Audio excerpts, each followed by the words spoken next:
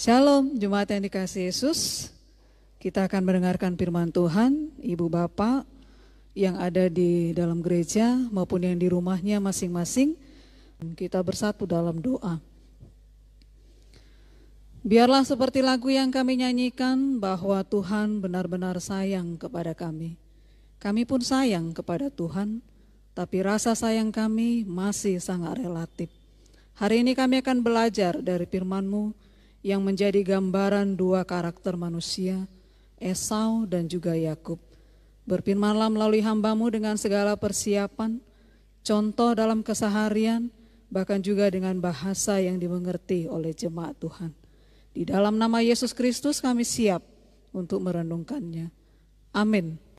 Kita membuka Alkitab dari Perjanjian Lama, Kejadian pasal 25, 19 sampai 34. Demikian firman Tuhan. Inilah riwayat keturunan Ishak, anak Abraham. Abraham memperanakkan Ishak. Dan Ishak berumur 40 tahun ketika Ribka anak Betuel orang Aram dari Padan Aram, saudara perempuan Laban orang Aram itu, diambilnya menjadi istrinya. Berdoalah Ishak kepada Tuhan untuk istrinya, sebab istrinya itu mandul. Tuhan mengabulkan doanya sehingga Ribka istrinya itu mengandung. Tetapi anak-anaknya bertolak-tolakan di dalam rahim. Dia berkata, jika demikian halnya, mengapa aku hidup? Dan ia pergi meminta petunjuk kepada Tuhan. Firman Tuhan kepadanya, dua bangsa ada dalam kandunganmu, dan dua suku bangsa akan berpencar dari dalam rahimmu. Suku bangsa yang satu akan lebih kuat dari yang lain, dan anak yang tua akan menjadi hamba kepada anak yang muda. Setelah genap harinya untuk bersalin, memang anak kembar yang di dalam kandungannya. Keluarlah yang pertama, warnanya merah, seluruh tubuhnya seperti jubah berbulu, sebab itu ia dinamai Esau. Sesudah itu keluarlah adiknya, tangannya memegang tumit Esau, sebab itu ia dinamai Yakub. Ishak berumur 60 tahun pada waktu mereka lahir. Lalu bertambah besarlah kedua anak itu. Esau menjadi seorang yang pandai berburu, seorang yang suka tinggal di padang. Tetapi Yakub adalah seorang yang tenang, yang suka tinggal di kemah. Ishak sayang kepada Esau, sebab ia suka makan daging buruan, tetapi Ribka kasih kepada Yakub. Pada suatu kali Yakub sedang memasak sesuatu, lalu datanglah Esau dengan lelah dari padang. Kata Esau kepada Yakub, berikanlah kiranya aku menghirup sedikit dari yang merah-merah itu, karena aku lelah. Itulah sebabnya namanya disebutkan Edom. Tetapi kata Yakub, juallah dahulu kepadaku hak kesulunganmu. Sahut Esau, sebentar lagi aku akan mati. Apakah gunanya bagiku hak kesulungan itu? Kata Yakub, bersumpahlah dahulu kepadaku. Maka bersumpahlah ia kepada Yakub, dan dijualnya hak kesulungannya kepadanya. Lalu Yakub memberikan roti dan masakan kacang merah kepada Esau. Ia makan, minum, lalu berdiri dan pergi. Demikianlah Esau memandang ringan hak kesulungannya itu. Ibu bapak dan saudara-saudari yang diberkati oleh Tuhan Yesus, mohon maaf kalau misalnya seandainya agak lama waktu yang saya gunakan. Karena jujur saja kalau udah persiapan khotbah, ada beban tersendiri yang harus sampai kepada jemaat. Saudara yang dikasihi Yesus, tema kita hari ini, Yakub menerima hak kesulungan. Ada seorang teolog ini mengatakan bahwa dalam kehidupan manusia, kehidupan kita itu digerakkan oleh beberapa hal. Nah, beberapa halnya itu adalah yang pertama ada rasa bersalah. Kemudian ada kebencian karena kemarahan. Kemudian juga digerakkan oleh rasa takut. Nah, rasa takut ini cenderung kepada materialisme. Kemudian juga ada kebutuhan akan pengakuan. Jadi kita pun bisa bebas menambahkannya sesuai dengan apa yang menjadi keinginan atau yang dibutuhkan oleh seseorang. Tergantung apa yang menjadi tujuan hidupnya. Dan salah satu yang seringkali ditambahkan adalah kesenangan atau yang namanya kepuasan diri. Jadi dengan kata lain bahwa apa yang kita lakukan dalam kehidupan kita digerakkan oleh sesuatu untuk mencapai maksud tertentu. Ya, kita bekerja supaya kita makan. Kita bekerja supaya kita dapat gaji, ada upah. Kita jalan-jalan supaya kita rileks kembali untuk melakukan kegiatan 1 minggu ke depannya. Jadi seperti itu ada tujuannya, melakukan sesuatu untuk maksud tertentu juga. Dan orang yang kehidupannya digerakkan oleh materialisme ini akan selalu berusaha untuk mendapatkannya sebanyak mungkin dengan cara-cara yang juga bisa dia lakukan. Contohnya mungkin dalam hal korupsi, ketika dipercayakan membelikan satu barang, dibuatnya kwitansi kosong. Atau dalam keluarga, dalam banyak kasus-kasus jemaat berebut warisan. Suami saya yang paling besar, oh iya tapi uang saya juga sudah banyak tertanam di rumah itu, kata parboru. Akhirnya gontok-gontokan, yang marito, yang abang adik, yang beripar, gontok-gontokan berebut warisan. Didorong oleh materialisme yang menjadi kepuasan dan kebanggaannya. Karena memang fokus hidupnya adalah kesenangan dan kepuasan hidup. Jadi apa yang harus aku lakukan supaya hatiku senang? Inilah yang ditambahi oleh kebanyakan orang. Jadi boro-boro memikirkan tujuan hidupnya. Boro-boro memikirkan kehendak Allah. Untuk tujuan hidupnya sendiri pun dia masa bodoh. Tidak peduli dengan penderitaan orang lain. Jadi orang-orang seperti itu yang mencapai kesenangan dan kepuasan hidup tidak akan pernah sempat berpikir, apa yang bisa aku perbuat supaya Allahku senang. Jadi hal seperti itu tidak terpikirkan oleh orang-orang yang hanya mencari kesenangan dan kepuasan hidup. Saudara yang dikasihi Yesus, kita melihat bagian demi bagian dari ayat-ayat ini. Di sini Alkitab memberikan catatan penting kepada kita tentang 2 anak kembar. 2 anak kembar yang seharusnya menjadi kebanggaan, apalagi kalau dia satu gender. Kalau dia cewek, didandani, diikat rambutnya sama, pakaiannya sama. Begitu juga kalau dia anak laki-laki. Tapi ternyata 2 anak kembar Ishak dan Yakub ini banyak sekali perbedaannya. Bagai langit dan bumi. Perbedaan mereka, yang pertama Esau itu kulitnya berbulu. Dia suka berburu di padang belantara. Dan dia juga terbiasa dengan hal-hal yang keras. Suaranya pun cenderung kasar. Jadi kalau orang yang namanya berburu, sudah pasti yang dipegangnya sehari-hari, yang menjadi dunianya adalah tombak. Kalau dia ada panah, kita bayangkan kalau orang mau berburu ya mau mana kan, kalaupun dia yang latihan panah, sasarannya bagaimana supaya pas di lubang itu. Jadi begitu juga dengan Esau ini, bagaimana supaya singa, harimau atau babi hutan yang dia lihat itu pas kena dengan tombak dan panahnya. Jadi kalau sekilas dilihat Esau itu laki-laki banget, jantan, dan dia terbiasa mengejar kesenangan dan kepuasan. Itulah perbedaan Esau dengan Yakub. Bagaimana supaya kesenangan dan kepuasannya itu tersalur ke sulungannya demi yang namanya sejengkal perut. Dia tidak peduli, yang penting perutnya aman. Nah Yakub perbedaannya dengan Esau. Yakub itu kulitnya licin dalam arti bersih. Namanya gak kena matahari. Hitam kena matahari ini kan beda dengan hitam manis. Pembawaannya tenang karena dia tidak teriak-teriak. Kalau misalnya dia dapat hewan seperti Esau pasti dia teriak hore. Tapi kalau Yakub terbiasa tenang karena dia orang rumahan. Memanggil orang pun dia lembut. Jadi sangat kontras sekali perbedaan Esau dengan Yakub. Nah kesenangan dan kepuasan inilah yang mengendalikan Esau. Sehingga ini juga menjadi gambaran banyak orang. Tidak ingin dikekang. Tidak ingin dikendalikan oleh yang namanya peraturan. Nasihat orang tuanya pun dia tidak tergi. Baginya tidak perlu hidup dengan undang-undang atau peraturan. Dia tidak mau terikat. Jadi tidak heran dalam banyak hal dia tidak mau terikat, termasuk Membina rumah tangga pun dia tidak mau terikat. Dia tidak mau, istilah orang sekarang, ada kalau saya mau nikah, nikah. Kalau saya bosan dengan dia, cerai, pisah. Dan lain sebagainya. Seperti itulah gambaran Esau, ingin bebas. Adam dan Hawa diusir dari Taman Eden juga karena melanggar peraturan. Tidak mau terikat dengan peraturan. Dan Allah sudah mengingatkan, jangan makan buah pengetahuan yang sudah diingatkan oleh Allah. Mereka bebas Taman Eden, kecuali yang sudah diperingatkan Allah.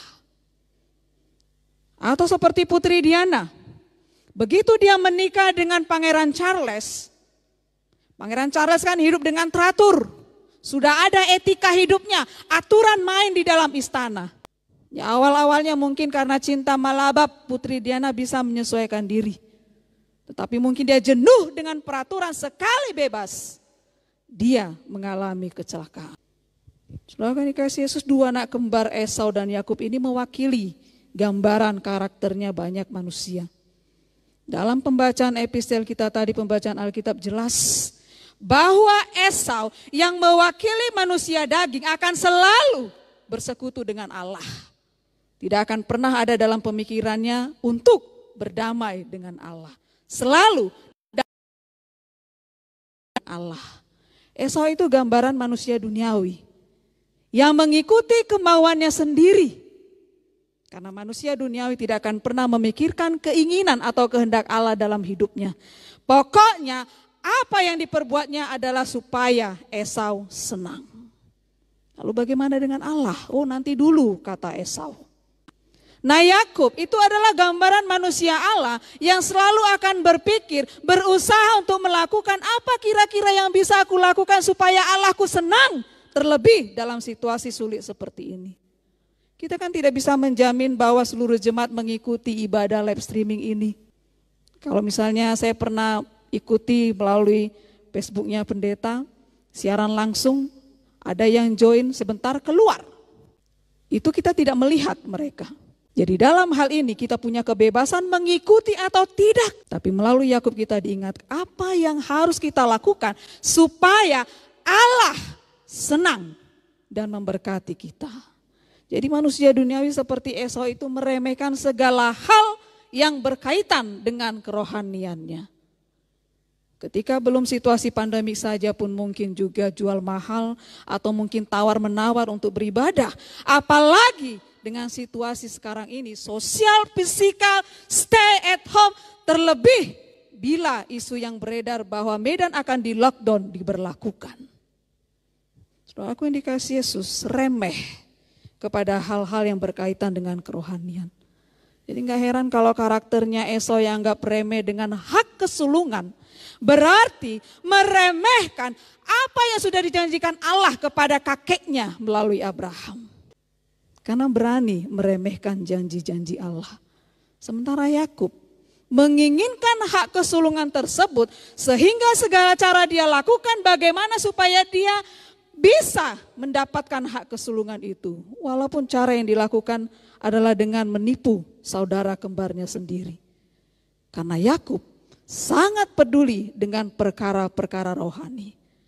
Ada berkat yang terkandung di dalam perkara-perkara rohani. Dan Alkitab juga memberikan kesaksian. Di dalam Ibrani 12:6 mengatakan jangan seperti Esau. Jangan mempunyai nafsu yang cabul seperti Esau. Yang menjual hak kesulungannya hanya untuk sepiring bubur. Dan karena mereka membunuh siapa saja yang dianggapnya saingan. Termasuk Nimrod. Karena Nimrod juga jago di dalam berburu. Jadi Nimrod dianggapnya saingan. Pengawal Nimrod pun dia bunuh. Karena dia tidak mau disaingi oleh orang lain. Nah, Yakublah yang berhak menerima berkat dari Tuhan. Karena Yakub bukan karena Yakub itu lebih baik atau istimewa daripada Esau. Bukan. Tetapi karena Allah berkenan kepada orang-orang yang menghargai janji Allah. Jadi bukan karena Yakub itu orangnya tenang, orang rumahan, tidak kasar, tidak brutal, tidak amburadul, tidak berantakan. Artinya menghargai janji Allah yang sudah disampaikan melalui kakeknya Abraham. Jadi itu terbukti hidupnya mengalami banyak berkat-berkat dari Tuhan. Jadi cerita abang adik yang lain juga, Kain dan Habel, saudaraku yang dikasihi Yesus, akar masalahnya persembahan mereka. Tetapi terletak kepada berkenan tidaknya pribadi. Jadi memang kalau bicara karakter ini, kalau kita mendengarkan beberapa bulan yang lalu ada pembicara yang terkenal, pengkhotbah yang terkenal, suami istri juga pendeta. Tapi kita menjadi kecewa, saya pun taunya dari pendeta Lase. Karena saya suka baca tulisan-tulisan istrinya. Ternyata nama baik gereja, kekristenan kita pun tercoreng. Karena dia melakukan pelecehan seksual kepada seorang perempuan. Jadi sekali lagi bukan karena karakter pendeta itu, bisa saja dia dengan pakai white colornya ini menutupi apa pada karakternya. Jadi dalam hal ini kita diingatkan bukan karena persembahan Habel yang lurus, tapi sekali lagi terletak pada pribadi, karakter di hadapan Tuhan, sehingga persembahan mereka berkenan kepada Tuhan. Jadi dari ayat 19 sampai 27 kita melihat bahwa orang Kristen hidup di bawah hukum-hukumnya Allah, yaitu firman Tuhan, yang mengatur semuanya dengan kasih supaya menghasilkan kebenaran dan kebaikan kepada semua. Jadi orang yang bergereja bukan orang yang liar, bukan orang yang bebas, tapi kita adalah manusia-manusianya Allah yang segambar dengan Allah, yang mempercayakan seluruh tubuh kita ini sebagai senjata kebenaran. Jadi intinya mengikuti hukum-hukum Allah ini akan menuntun kita pada janji-janjinya dan menuntun kita ke surga. Kita melihat di bagian kedua dari ayat 29 sampai 30. Alkitab juga memberitahukan kepada kita bahwa ketika Esau lahir, tubuhnya itu seperti jubah berbulu. Dan setelah dewasa ternyata punya kebiasaan berburu. Seperti yang saya katakan di awal, perlengkapan berburunya pastilah cenderung senjata-senjata tajam. Karena bukan hanya menyelamatkan diri dari binatang buas, tapi juga dari manusia yang sama hobi dengan dia. Esau itu kuat, gagah, dan berani dari luar. Esau itu gagah, kuat dari luar. Rohani dan imannya lemah. Apa yang membuat Esau menjadi lemah? Sekali lagi, karena dia dikuasai oleh nafsu. Dia menjual hak kesulungannya demi urusan perut. Tapi imannya justru keropos. Karena oleh nafsu untuk memiliki segala sesuatu dengan cara-cara yang kotor. Hanya karena makanan Esau menggadaikan berkat rohani yang seharusnya menjadi miliknya. Karena dialah yang terlebih dahulu lahir menjadi anak sulung.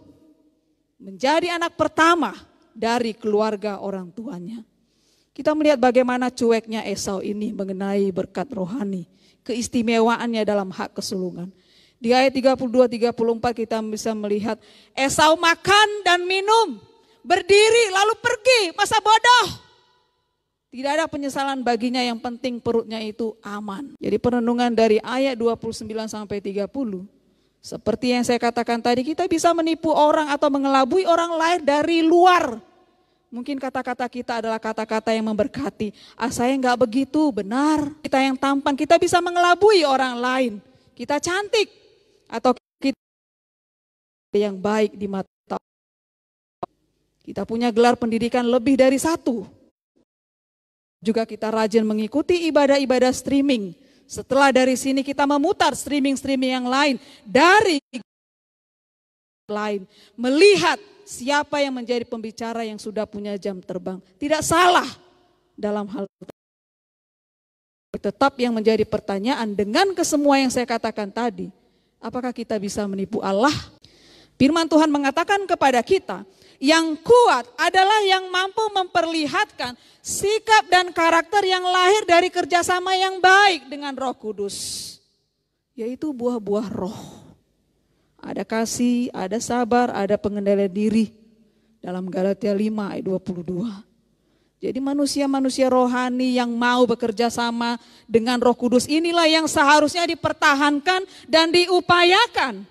Supaya Allah berkenan atas segala karakter hidup kita. Karena Allah lebih memperhatikan sisi rohani hidup kita. 1 minggu kita dikasih kesempatan Senin sampai Sabtu untuk bekerja menikmati kesenangan duniawi. Tapi pada hari Minggu kita hanya diberikan untuk sekarang situasi yang sulit ini hanya 1 jam lebih 15 atau 20 menit untuk mengikuti ibadah streaming. Kita hanya menghabiskan sedikit kuota. Tapi sebelum-sebelumnya kita menghabiskan banyak uang untuk menikmati kesenangan-kesenangan dunia lainnya. Hari ini kita diuji, situasi ini kita diuji. Dalam situasi inilah Allah akan melihat sisi kerohanian hidup kita dalam masa-masa pandemi ini. Di ayat 31 sampai 34 kita akan melihat kembali. Alkitab memberitahukan juga kepada kita bahwa Ishak itu adalah keluarga kaya.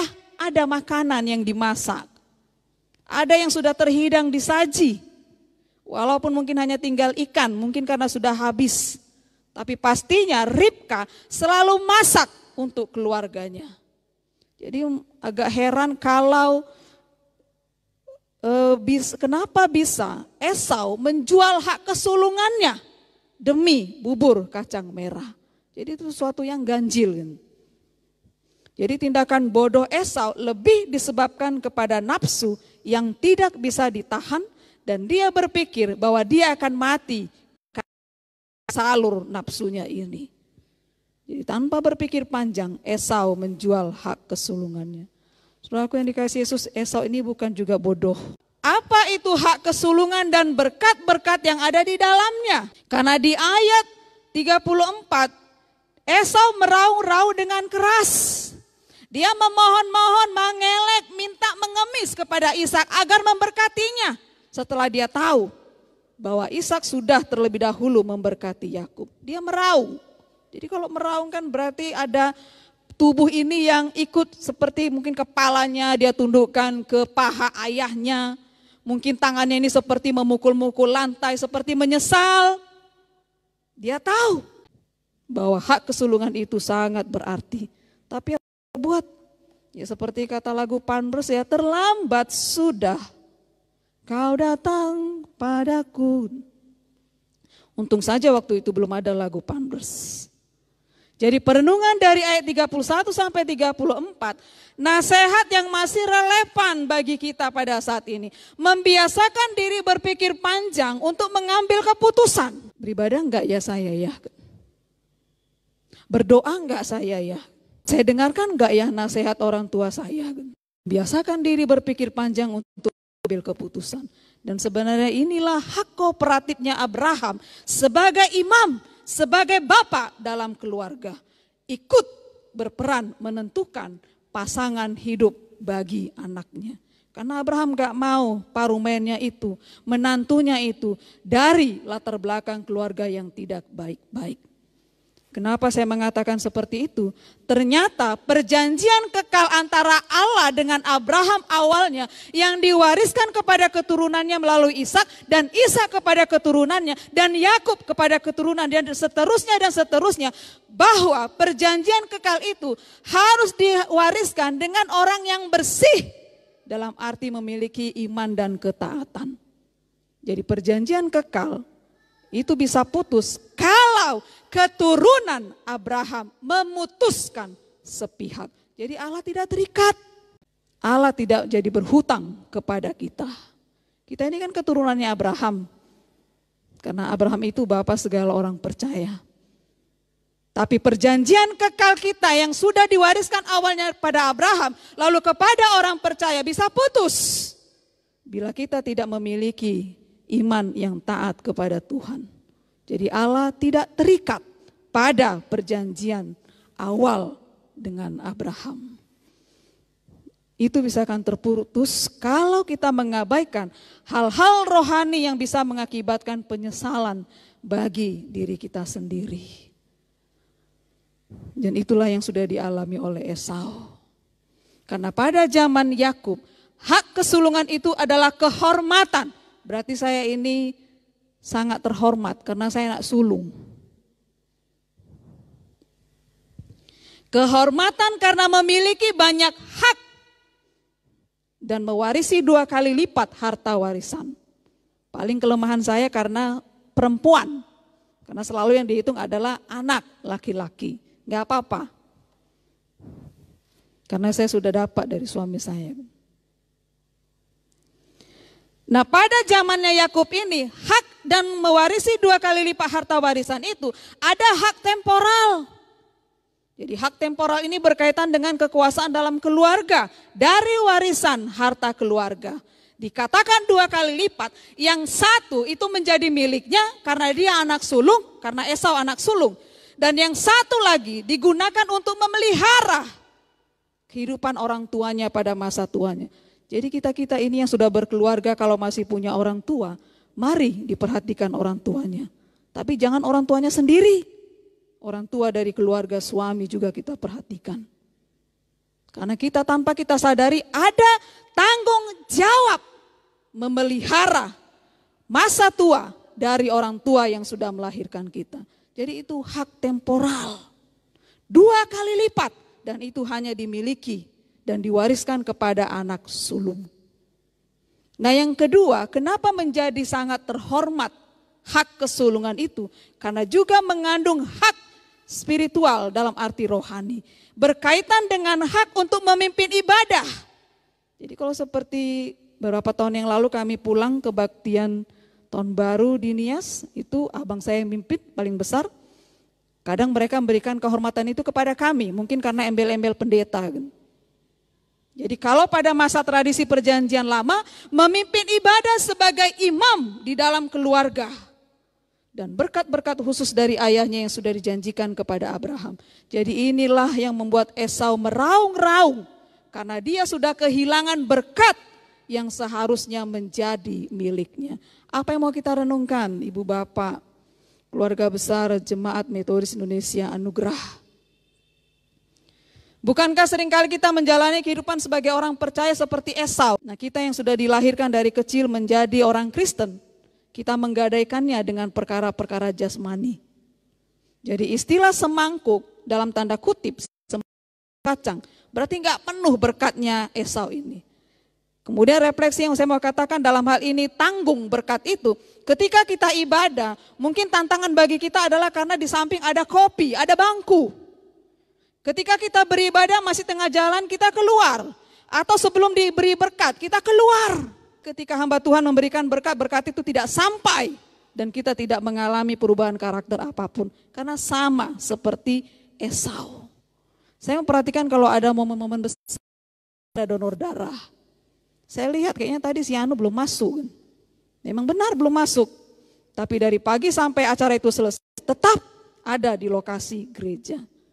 Jadi bagaimana kita akan menerima, menangkap, menampung berkat yang penuh dari Allah melalui hamba Tuhan. Kalau untuk kepentingan kerohanian pun kita gadaikan dengan perkara-perkara tersebut. Jadi kenapa hal itu terjadi? Yang pertama kegagalan kita karena menjadikan ibadah itu sebagai rutinitas. Kebiasaan. Datang, sebenarnya nggak salah ya duduk sambil santai, namanya juga 1 minggu pasti. Beberapa jemaat butuh hiburan bertemu dengan saudara seiman. Silahkan, tidak ada yang melarang kita. Tapi pada akhirnya kita menjadi jenuh. Kenapa menjadi jenuh? Karena akhirnya kita tetap melakukannya seperti itu. Menjadi masalah ternyata rutinitas ini. Bisa menjadi satu momok penyakit dalam kehidupan kerohanian. Yang tidak kita sadari, luput dari kesadaran orang percaya. Padahal awal kita percaya kepada Yesus, awal kita beribadah, kemudian kita begitu bersemangat untuk mengikuti kegiatan gereja. Saya mau mengabdikan diri untuk melayani Tuhan dalam gereja. Lalu karena terbiasa, akhirnya kita itu menjadi rutinitas. Datang, yang penting selesai, pulang. Atau kalau seperti lingkungan kami, hamba-hamba Tuhan. Minggu depan saya tugasnya begini, siap itu udah. Mau acara itu menjadi berkat bagi jemaat, apakah memimpinnya dengan berhikmat atau mungkin dengan terburu-buru. Tidak peduli, yang penting selesai. Itulah yang menjadi rutinitas. Jadi hubungan pribadi kita dengan Allah pun menjadi hilang maknanya. Jadi kita dikoreksi supaya kita memiliki kembali, mendapatkan kembali hak keistimewaan kita sebagai anak sulung dari bangsa yang diberkati oleh Yesus. Temukan kembali makna dari hubungan pribadimu dengan Allah. Apakah kita menjadikan ibadah, pelayanan, atau pekerjaan sebagai rutinitas? Jadi kita bisa mengoreksinya kembali. Bangkitkan kembali semangat dari dalam diri kita. Sebenarnya apa sih motivasi saya beribadah? Mencari arti dari setiap pelayanan dan pekerjaan yang kita lakukan. Karena kunci terpenting untuk hidup dalam berkat janji-janji Tuhan adalah hati yang mencari Tuhan. Yang kedua, kegagalan kita untuk menerima janji berkat Allah. Firman Tuhan itu adalah rambu. Ketika kita berjalan ada merah, kuning, hijau. Kalau saudara melanggar merah dalam arah yang berlawanan, ada yang lewat, jangan salahkan orang lain. Walaupun misalnya saudara naik sepeda atau naik sepeda motor. Karena Anda yang salah mencuri jalan orang lain. Itu rambu. Supaya kita bisa memilih apa yang berkenan bagi Tuhan. Jelilah mendengar firman Tuhan. Kenapa saya mengatakan kita harus jeli mendengar firman Tuhan? Kebanyakan orang Kristen lebih tertarik mendengarkan firman Tuhan yang membuatnya nyaman. Nyaman itu dalam arti jangan singgung soal dosa. Jangan singgung soal memberi. Jangan singgung soal konsekuensi dosa. Jangan singgung soal kekudusan. Jangan singgung soal hukum Taurat, percabulan dan lain sebagainya. Coba kalau kita singgung mengenai teologi sukses. Teologi kemakmuran, kemurahan, pengampunan, mujizat. Tidak dikatakan amin oleh pendetanya, pengkhotbahnya pun. Jemaat langsung respon, amin, praise the Lord. Karena kita memilih mana yang membuat telinga kita nyaman untuk mendengar firman Tuhan.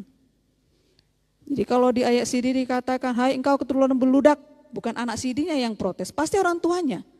Ngeri kali pendeta itu, di surat CD anakku dibuatnya, hai keturunan ular beludak. Karena enggak nyaman dia membacanya. Jarang orang memfavoritkan ayat-ayat yang berisi kebencian Tuhan. Seperti yang saya katakan tadi. Dosa, teguran, dan konsekuensi dosa. Jarang ada yang memfavoritkan itu. Jadi dalam hal ini kita diingatkan, karena saya rasa sudah 4 bulan, kita sudah lama tidak beribadah di gereja. Ya karena bisa jadi, virus itu juga adalah dosa. Jadi kita diuji dalam hal ini. Tidak ada kata seleksi untuk firman Tuhan. Karena semua bagian firman Tuhan mengandung pengajaran penting. Dalam 2 Timotius 3:16 dikatakan segala tulisan yang sudah diilhamkan bermanfaat untuk menyatakan kesalahan, memperbaiki kelakuan, mendidik orang dalam kebenaran. Jadi jangan tersinggung kepada firman yang kita dengar. Ya, kalau Anda berani tersinggung saja kepada Allah.